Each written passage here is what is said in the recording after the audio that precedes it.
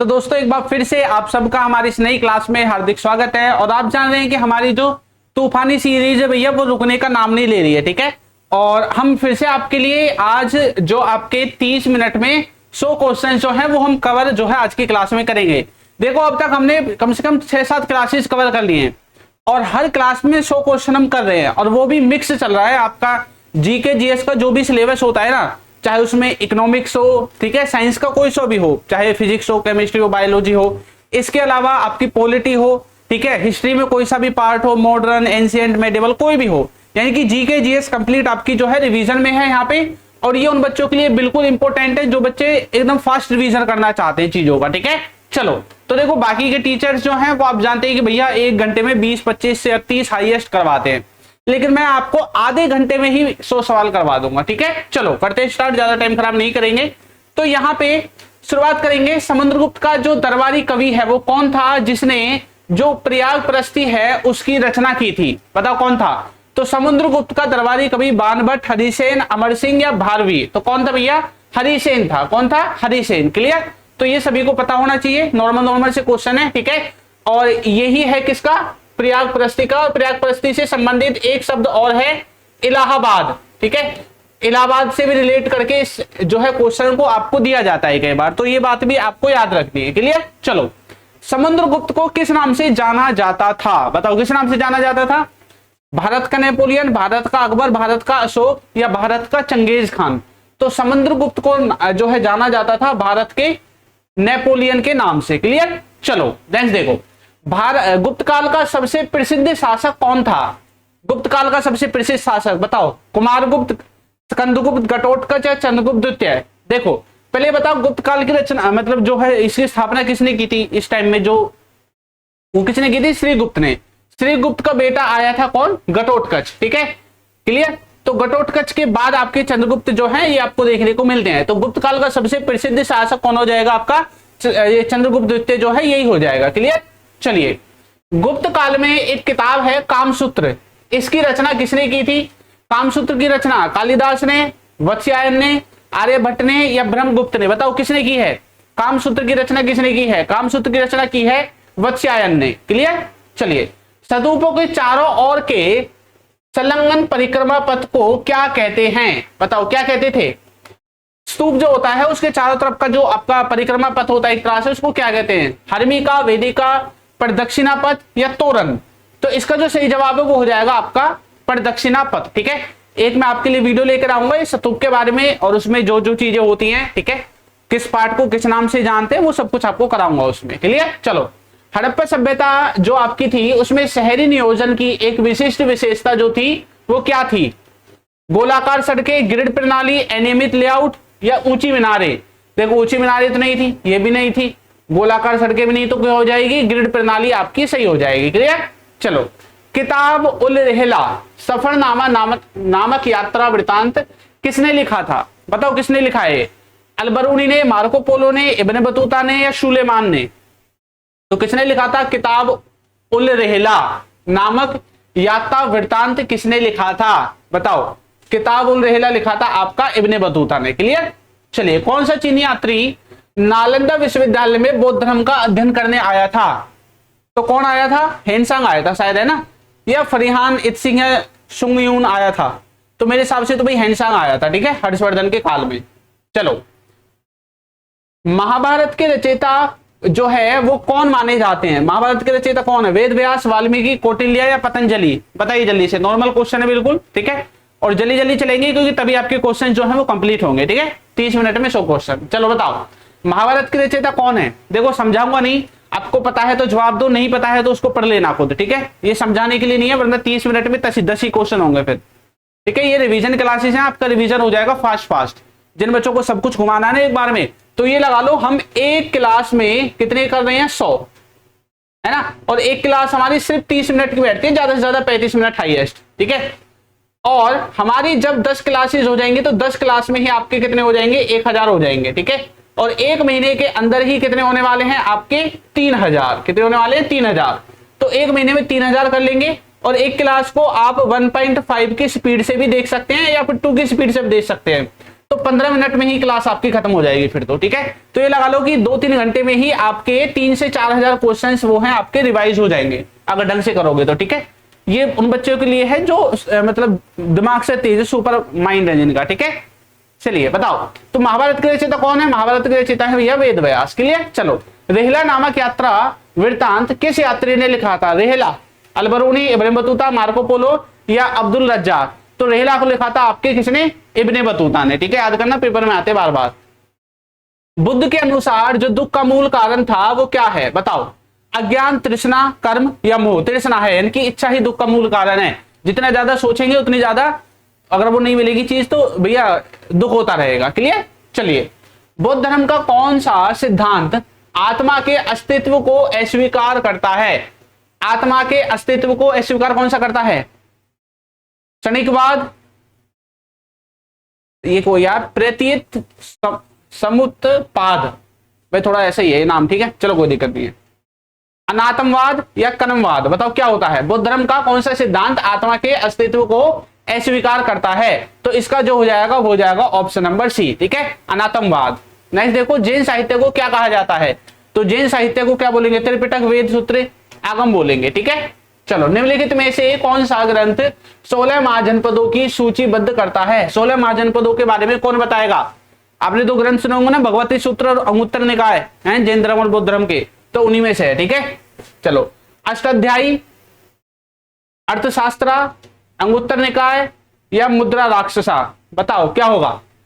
बौद्ध धर्म के बारे में कौन बताएगा? अंगुत्तर निकाय आपका जो ग्रंथ है वो बताएगा, ठीक है। इसके बौद्ध धर्म ने 16 महाजनपदों के बारे में, ठीक है। किस महाजनपद को अपने उत्तम घोड़ों के लिए, उत्तम घोड़ों के लिए किसको जाना जाता है? कंबोज को। किसको? कंबोज को, ठीक है। कंबोज जो है उसको मगध काल जो था उस टाइम पे उत्तम घोड़ों के लिए माना जाता था। मौर्य काल में सन्निधाता कौन होता था? सन्निधाता पेपर में बार बार आता है। सन्निधाता कौन है? मुद्रा कोषाध्यक्ष, सेनापति, मुख्य न्यायाधीश या प्रांतीय गवर्नर? तो ये होता था भैया ये वाला मुख्य कोषाध्यक्ष जो है वो आपका सन्निधाता होता था। ये जो पोस्ट के नाम है ना, आजकल पोस्ट के नाम बहुत पूछे जा रहे हैं, पोस्ट के नाम जरूर याद कर लेना, ठीक है। पेपरों में पोस्ट के नाम बार बार आते रहते हैं आपके। चलो, यूनानी लेखकों द्वारा सेंड्रोकोटस नाम से ही किसे जाना जाता था? सेंड्रोकोटस किसको कहते थे?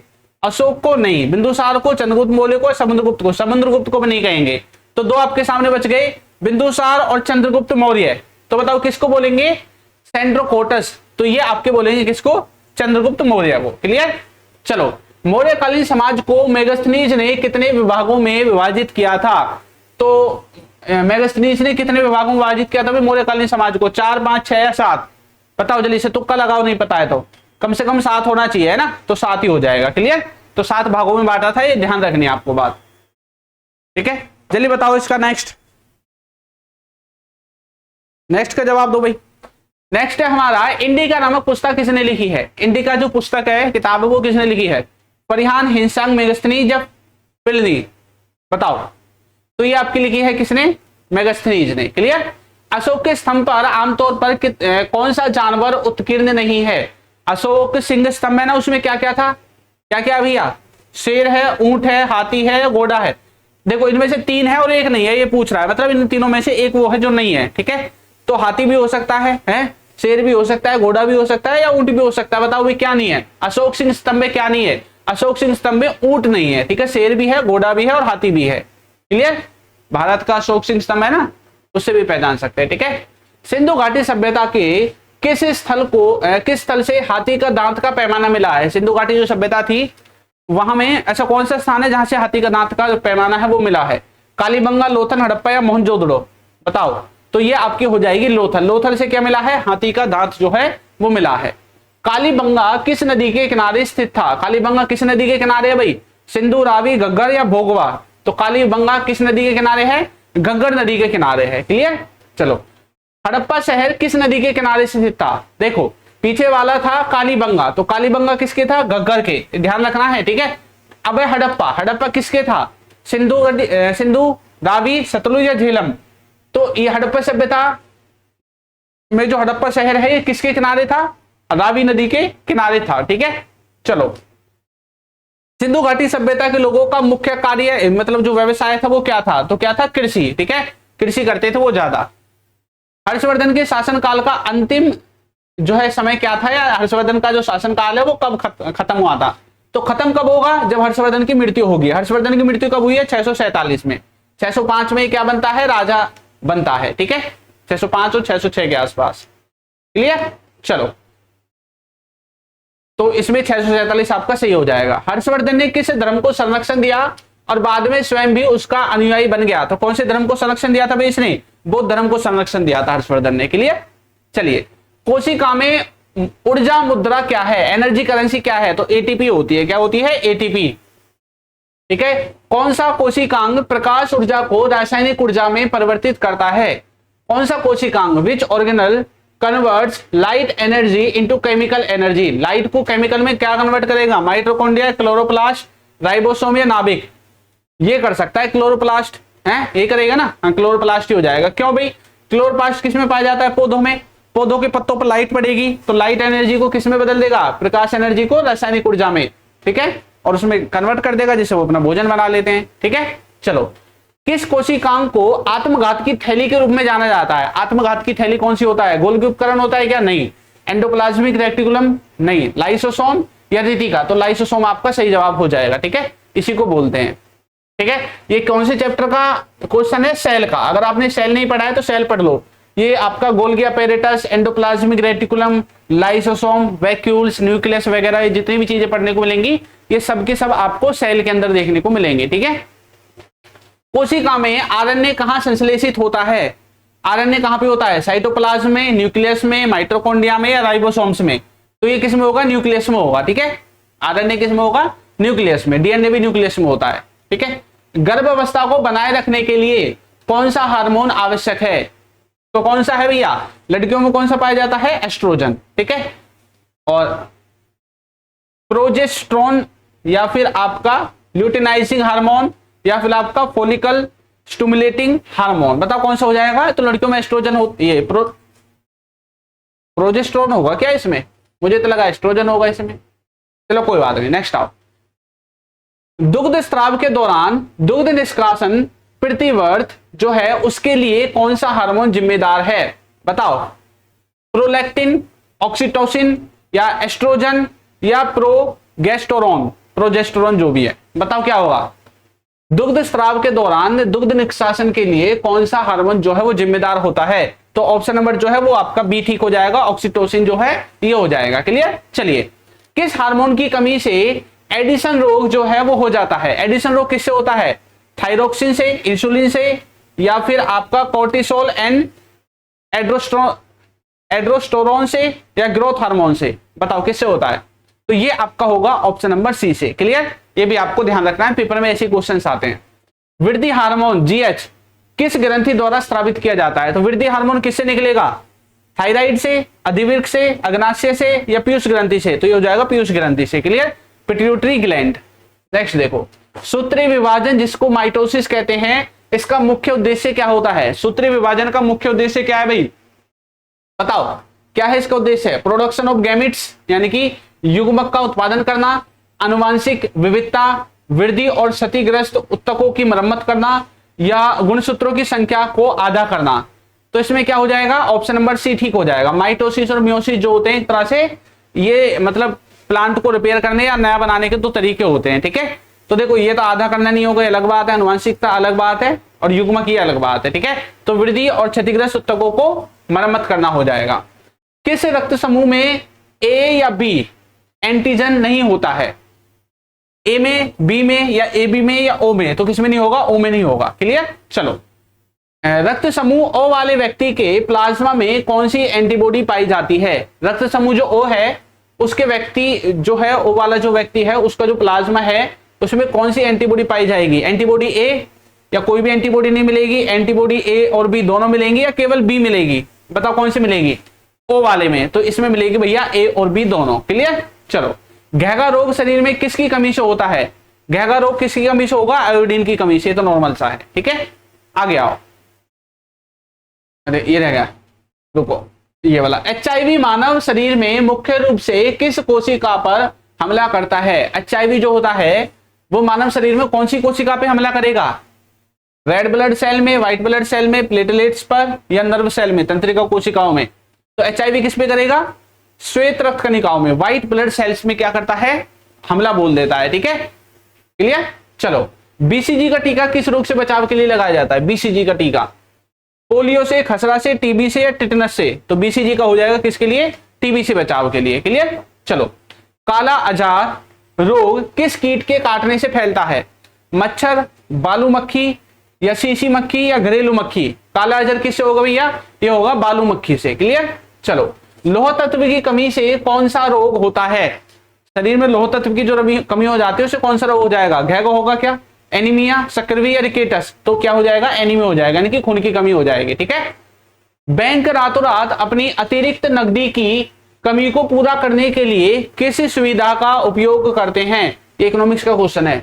बैंक जो है वो अपनी जो है अतिरिक्त नकदी की कमी को पूरा करने के लिए, भाई उनके पास अगर नगद रुपया की कमी पड़ जाती है तो किस चीज का उपयोग करेंगे? रेपो रेट का, सीमांत स्थायी सुविधा यानी कि एमएसएफ का, नगद आरक्षित अनुपात कैश रिजर्व रेशो का, मार्जिनल स्टैंडिंग फैसिलिटी का, या फिर सैचुरेटरी लिक्विड रेशो का, वैधानिक तरलता अनुपात का? बताओ किसका इस्तेमाल करेंगे बैंक? तो बैंक इस्तेमाल करेंगे मार्जिनल स्टैंडिंग फैसिलिटी, सीमांत स्थायी सुविधा का। Clear, MSF.